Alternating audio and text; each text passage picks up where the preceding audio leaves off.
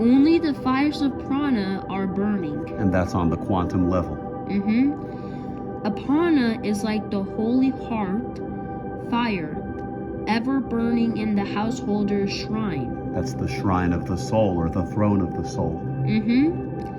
Vienna is like the fire that faces south for carrying offerings to our ancestors. This explains the ancestor offerings, the fire offerings.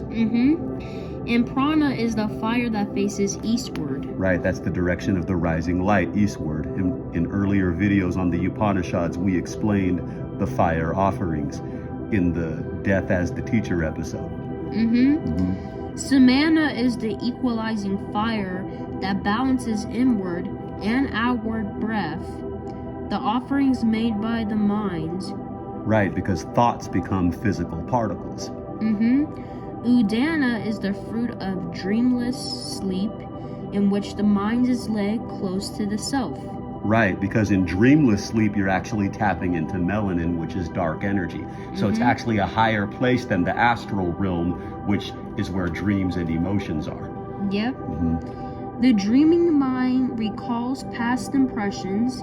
It sees again what has been seen. It hears again what has been heard. Enjoys again what has been enjoyed in many places. Seen and unseen. Heard and unheard. Enjoyed and unenjoyed. The real and the unreal.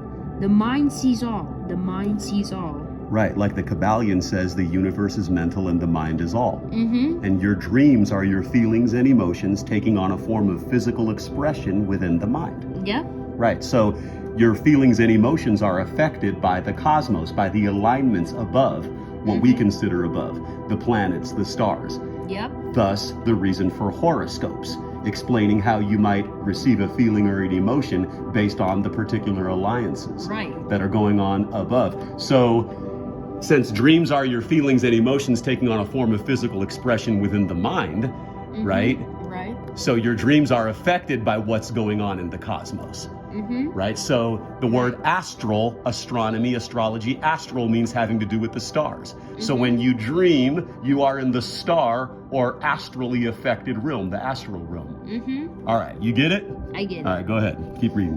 When the mind is stilled in dreamless sleep, it brings rest and repose to the body. Right, because the soul needs to take a break from being in this 3D material, physical, dimensional world, which puts limitations on it. Yep. Just as birds fly to the tree for rest, all things in life find their rest in the self. In the higher self, that's where you find your rest. Right, all right, go ahead.